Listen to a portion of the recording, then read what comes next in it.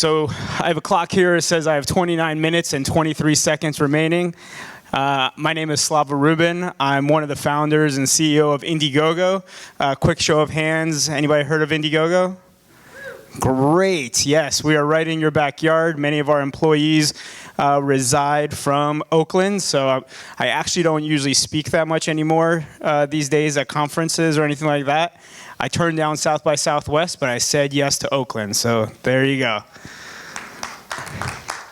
I'm excited to be here. So I've been an entrepreneur now with Indiegogo a little over 7 years, and what I'm going to share with you today are just some of the things that I've learned, which is this tea kettle. What does that have to do with anything?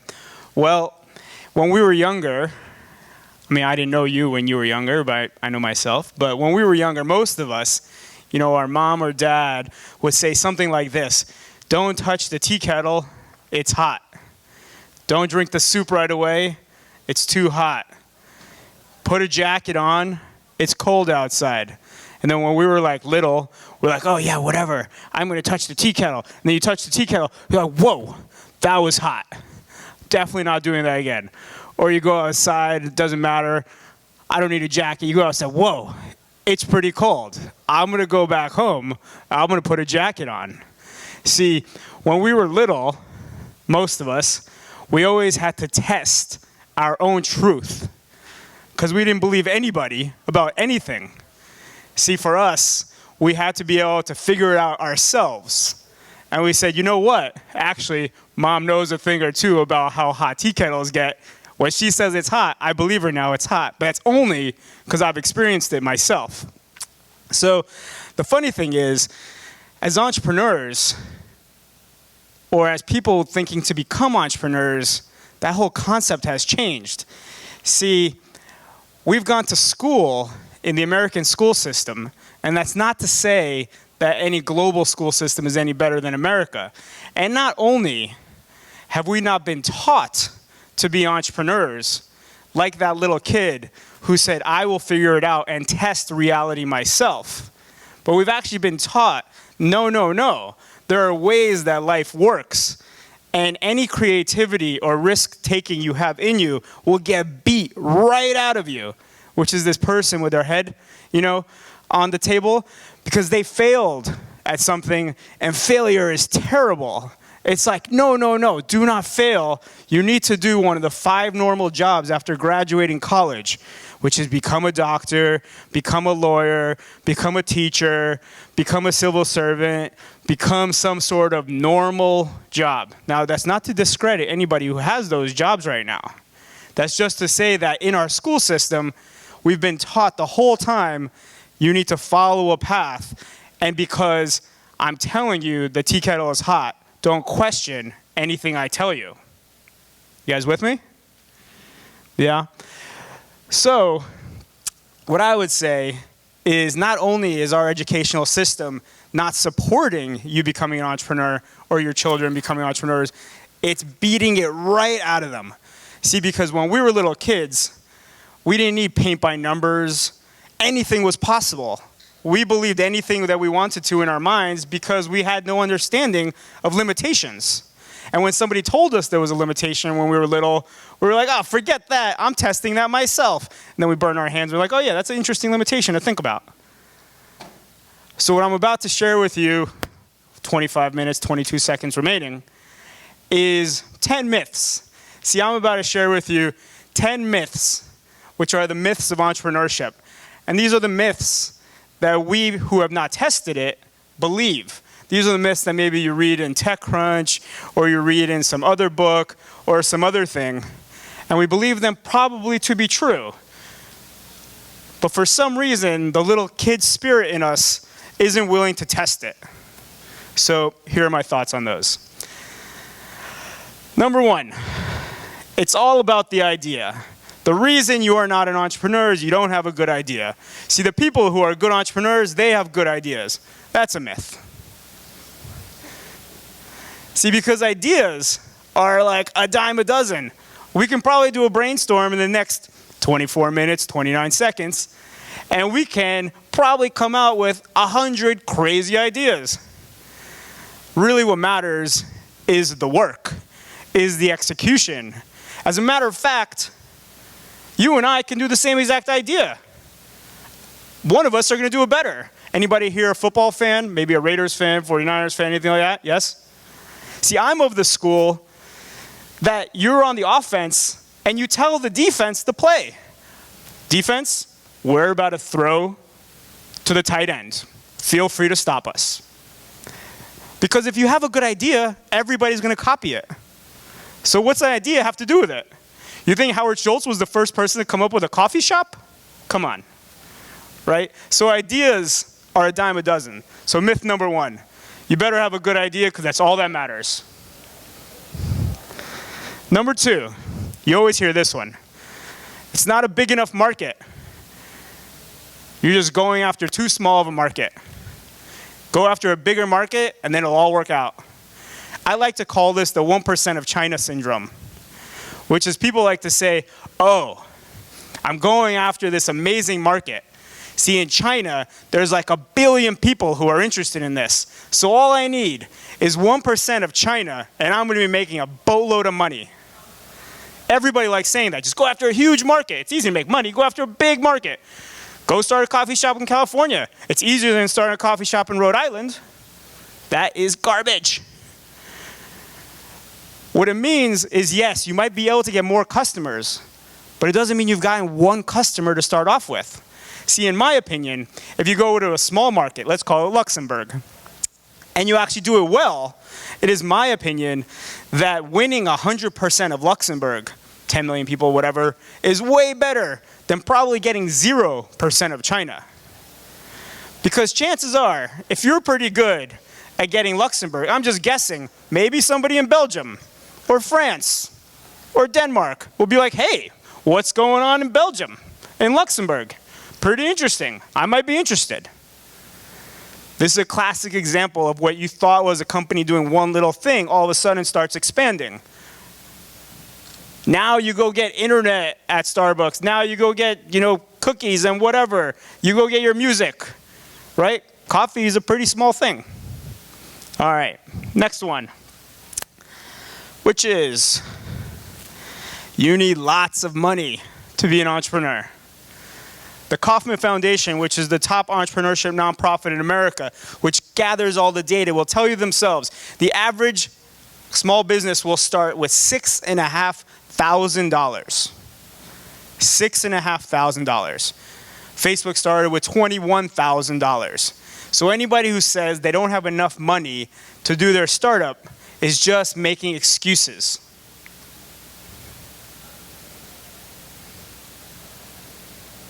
Small businesses today become big businesses tomorrow. And we romanticize how big these companies have gotten with their A, B, C, D, E, VC funding. But it all usually started with some small little thing. So it is a myth that you need a lot of money. Keep in mind, all these stories that I'm sharing are only because of my experience at Indiegogo. We weren't funded for 93 VCs passed on us. 3 years we got passed by. How do we have enough money? I have no idea. I used to be thinner because I couldn't afford food. But the idea was that it's not about how much money you have. Did I skip one? No. I did. Yes, exactly. Oh, this is a good one. You need to have a business plan. If you write a good business plan, I recommend you go get your Master's of Fine Arts in writing. What I mean is, if there's a library anywhere around here, I don't know Oakland that well, there's probably an Isaac Asimov science fiction book. Your business plan should be right next to it. Because it means you are very creative and a good storyteller. It does not mean that you know anything about being an entrepreneur. So 40-page business plans, I think, are total garbage. But I do think that having like a one-pager, just having a little bit of direction, my elevator pitch, what am I trying to accomplish? How much money am I going to spend? Who am I going after? Really tightly written, or on a piece of paper, on a napkin, is valuable. Let me say it a different way. So Mike Tyson is a boxer, pretty famous. Hopefully most of you know who he is. Back in the day, he was the best. Undefeated. No one can stop him. And there was going to be this other guy who was also very good, Michael Spinks. Michael Spinks, Mike Tyson, biggest fight ever. HBO is going to cover the fight. They're building up to it. They're following all the practices, the prep. The fight happens.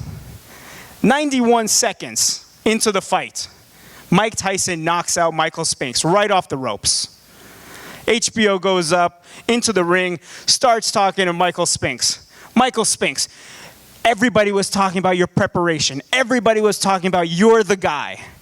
Why is it that Mike Tyson is still undefeated? What happened? Michael Spinks says, I don't know, I don't know, he's a better fighter. HBO goes over to Mike Tyson. Mike Tyson, everybody was talking about Michael Spinks. This was the guy. He was undefeated. He had this plan. He was going to take you down. How is it that you were able to win so quickly? Mike Tyson responds, everybody's got plans till I punch him in the face. Everybody's got a plan till I punch him in the face. See, a business plan is the same thing for an entrepreneur. It's nice having a plan. God bless you. See, what's happening in reality is that the punch in the face is the thing that while you are writing the business plan is what's happening in life. See, if you're a good entrepreneur, you don't even know what the punch is going to be, but you know that you need to be ready for it. So business plans are a myth. Make sure you have a good brand and PR strategy right away. Again, sometimes companies do well. People are like, man, that woman just really had great PR. I don't know how she's so connected to, whatever media blog. I wish I had a branding person. That guy's just so good with that marketing thing where people just started sharing that. That was just so good.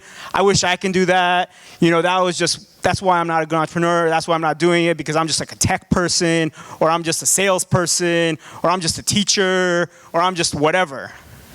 Totally a myth. See, usually the only reasons any of these things work is because these people are, number one, product obsessed, and then number two, customer obsessed. If you have garbage product and you don't care about customers, you can do all the marketing you want and it's just going to be wasted money. You can say oh, Netflix has really good online advertising. They really do great at getting customers online. No, they have a good product that people want to use, that they figure out which channels by which to get people to then get more to use it. You know how hard it is to market a bad movie? It's impossible. Movie comes out, you could spend $5 bajillion, no one's going to go see it, because as soon as one person sees it, they're like, that's garbage.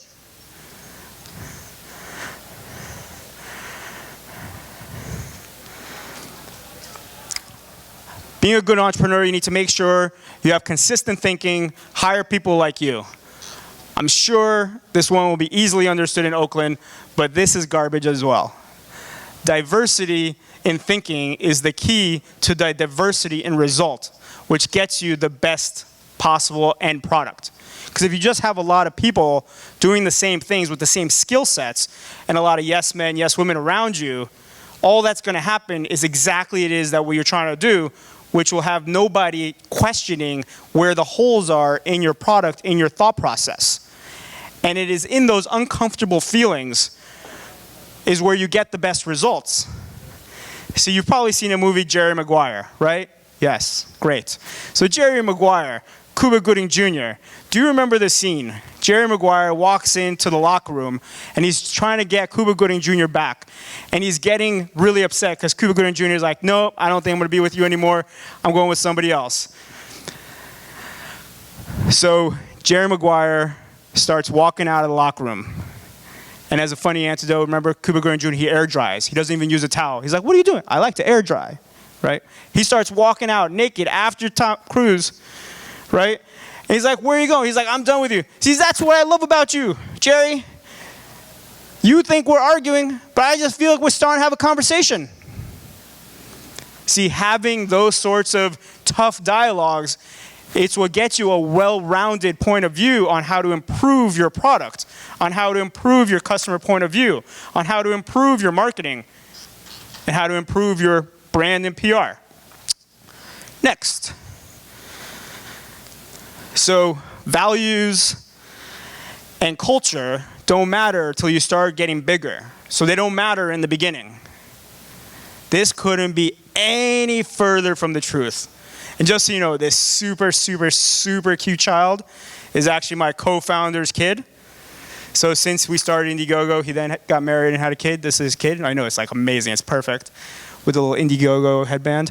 But see, what people don't really think about is the best permanent solution is a temporary solution. The only way you know how to play is how you practice.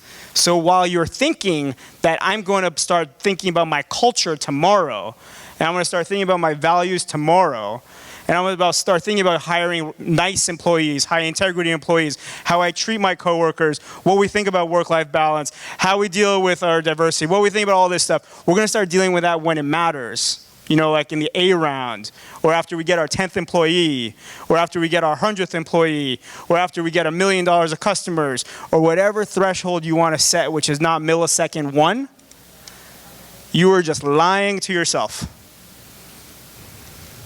So another myth.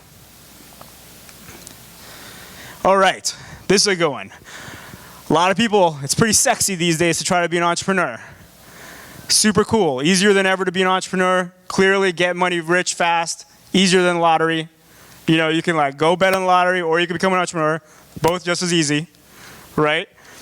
Which is, the reason you want to become an entrepreneur is because like I really want to make a lot of money, I want to be famous, I want to have a lot of power.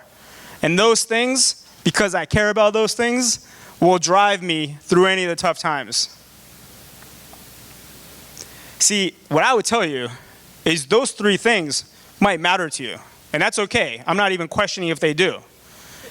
If you want a lot of money, I'm telling you, just go become like employee number 200 at like a C/B funded startup with a really quality VCs.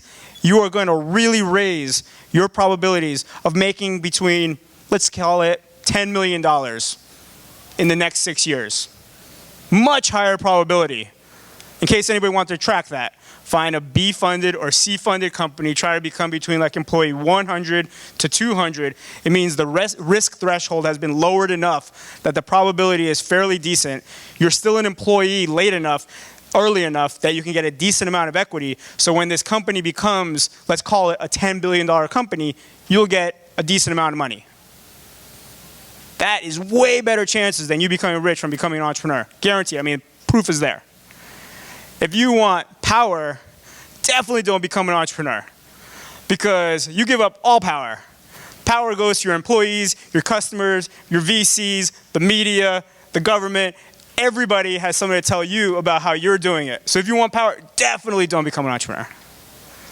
And if you want fame, like just ask Justin Bieber. YouTube is awesome. Like, the only thing that will drive you through the tough times is passion. You need to be passionate about what it is that you care about. You're trying to bring something to the world that will improve it. I'm not even trying to say that you're like Kumbaya, Mother Teresa. I'm just saying that whatever it is you're bringing, even if it's a pizza place, it doesn't matter. Your pizza is going to improve the world. Like, you need to be passionate about that. That is the only way you're going to get through all these hard times. Because there's a guarantee, reference back to Mike Tyson, there will be tough times.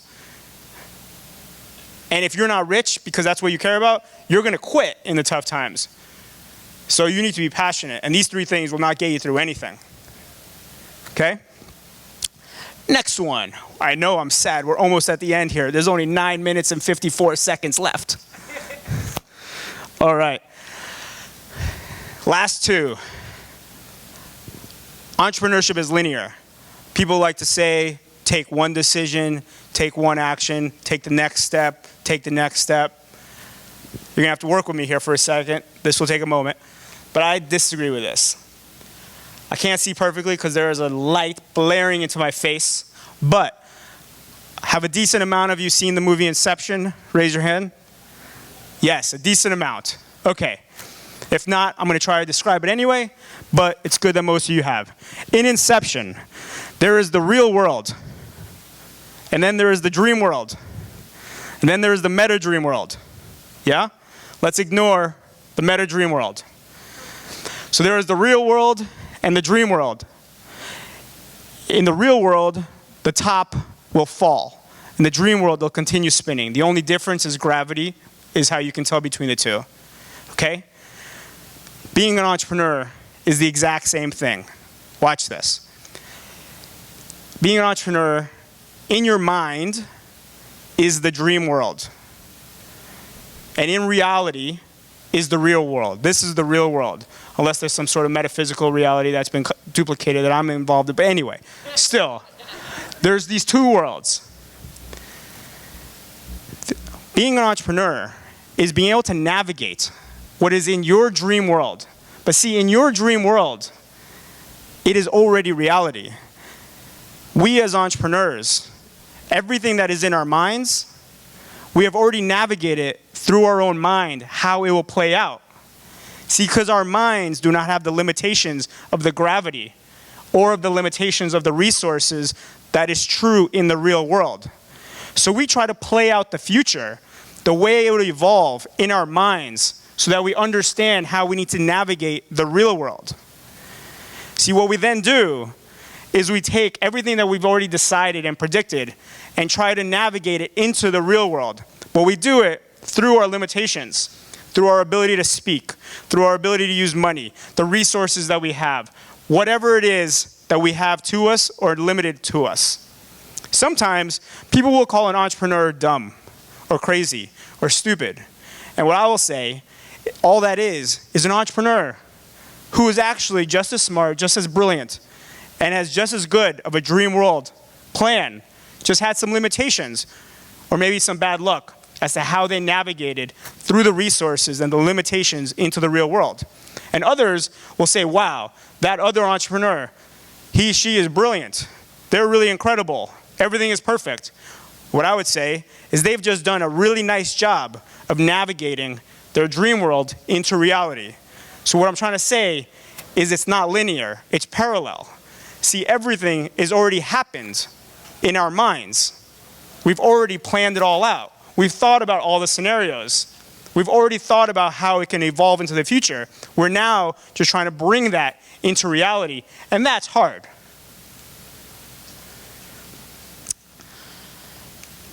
And the last one is your mother will never understand what you do. And yes, that is me and my mother. So I will just tell you a quick story, which is I used to be a strategic consultant. All that means is I got paid too much right out of college to help Fortune 500 companies improve their stock prices. And that was good. And after 8 years, I told my mom, Mom, I'm quitting. I'm becoming an entrepreneur. Her immediate response was, I don't understand. Do they have good insurance? And of course, my response was, yes, Mom, they provide good health insurance. So I started. She said, how much are they paying? I'm like, Mom, come on, let's be serious. I'm becoming an entrepreneur. No one's paying me anything. And she's like, are you crazy? No, Mom, my two co-founders and I, we're starting this ourselves. With what money? With our own money that we saved. You don't have any money. Well, we saved some money. Well, who's going to pay you? No one's going to pay us. We're just going to start this. For 3 years, we didn't get paid. For 3 years, we didn't have any VCs give us any money. Along the way, about every 90 days, 120 days, like any good mom, she proceeded to try to make me quit my dream and go back to my safe consulting job. And she would always ask, so have you gotten any health insurance yet? And every time was, yes, they provide good health insurance. And finally, a few years in, we had on Indiegogo a campaign for a woman named Karen Klein, And she was a bus monitor who got bullied in Rochester, New York by little kids. That was caught on video. And the kids tried to gloat by putting it up on YouTube. There was a random citizen who heard about this from Canada, put it up on Indiegogo to try to send this woman, who was like 70 years old at the time, onto a $5,000 vacation. They end up raising like $680,000 in 3 weeks. So I just have that as context. My mom has no idea what I do. She's told me to try to get back to my old job, this random woman raising money.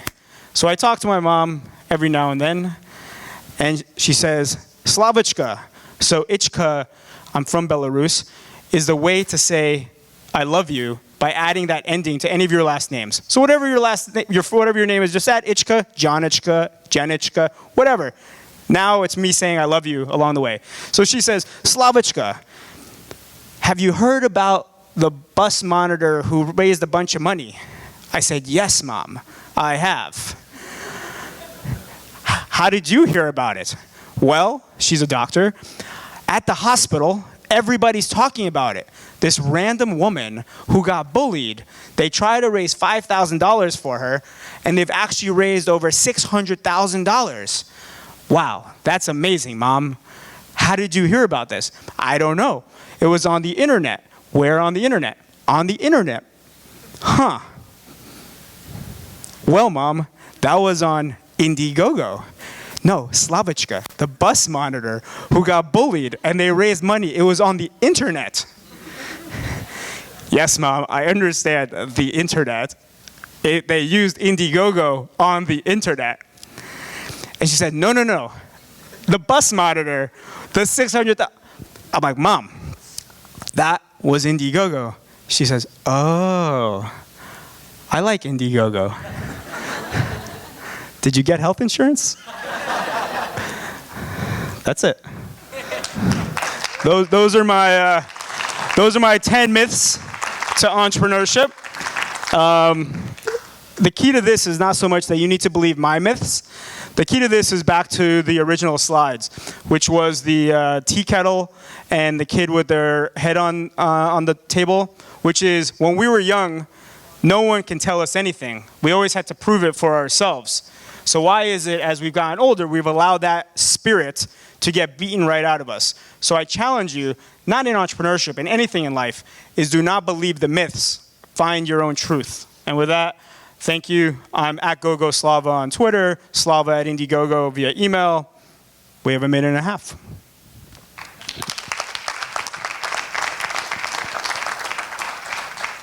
If anybody has a question, we could ask if you want. I know they wanted to do a little Q&A, but that's up to you. Yeah, we brought mics up at the end of the hallways here. Any questions for Slava? Or does anybody want to debunk any of my truths as it refers to the myths? Got to be something. What happened to the $675,000 over the goal? Yeah, so the woman retired. She went on vacation. She started a charity, and I mean, I don't know all the details, but you can send her a note. I had a question. Yeah. Did you ever reach a moment when, like, something happened when you just felt, this is it, this is the end? Yeah. And then, well, to elaborate, what brought you back up? Like, what happened to get you out of the hole? Yeah, I was going to try to think of a myth associated with that. We actually almost closed down in 2009 because the market, we started in January 2008. We didn't have any money. We planned on raising money in the fall of 2008. The market crashed in 2008. It was pretty ugly through 2009. We didn't have enough money to stay through 2009. Somehow we lasted.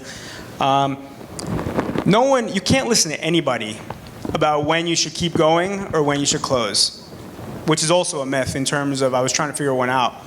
In terms of like, make sure you have the right advisors to tell you when to open or close or all that. The only thing you can trust is yourself, because you're the ones who has the passion and the belief. I like to say you always need to navigate. Is the wind behind you or is it in front of you? Meaning, are you running into the wind and it feels like you're going against all the trends and against all the customers and against what everything is saying? Or do you feel the whole time you're making a little bit of progress? You're not making a lot of progress, but it always feels like it's always a little bit more wind behind you. It always is just getting a tiny bit easier. And no one knows how to answer that because everybody thinks you're an idiot until it works. right? And if it's working, everybody thinks you're brilliant until it doesn't work. So don't listen to anybody except for yourselves and your co-founders, which I strongly recommend you have co-founders, hopefully equal, because then that actual dynamic of psychology will work better. But yeah, I mean, I just think you need to just navigate it, you know, like a leaf you're blowing in the wind. You need to decide, is the wind behind you or in front of you? Thin here. Thin here. It's the passion. Yeah. No, it's true, because any intelligent human being would have shut Indiegogo down in 2009. As my co-founder likes to say, beyond all reason and logic, we continue to move forward. And for what it's worth, 3 years later, we get John Doerr, Vinod Khosla, Richard Branson, Max Levchin, like the list goes on. These are like pretty cool investors. Any other questions? Can't really see. All right. Good job. Hard to see. All right, great. As promised, Perfect. the Thank last you. one.